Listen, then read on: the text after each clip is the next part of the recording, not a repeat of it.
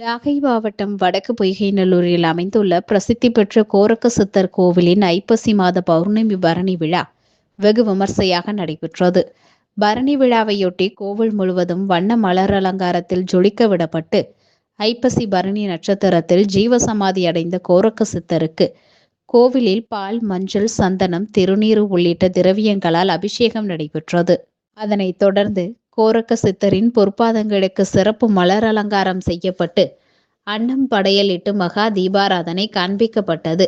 இதில் திரளான பக்தர்கள் பங்கேற்று கோரக்க சித்தரை தரிசனம் செய்தனர். விடிய விடிய நடைபெற்ற ஐப்பசி மாத பௌர்ணமி பரணி விழாவில் ஏராளமான பக்தர்கள் கோரக்க சித்தரை வணங்கி தீபமேற்றி நாள் முழுவதும் கோவிலில் தங்கி தங்களது வேண்டுதல்களை நிறைவேற்றினர். இதனிடையே அதிகாலையில் பிரசித்தி பெற்ற கோரக்க சித்தர் கோவிலில் பஞ்சமூர்த்திகள் வீதியுலா நடைபெற்றது. இதில் கோரக்க சித்தருக்கு சிவன், பார்வதி காட்சியளித்தனர். இதிலும் திரளான பக்தர்கள் கலந்து கொண்டு சுவாமி தரிசனம் செய்தனர்.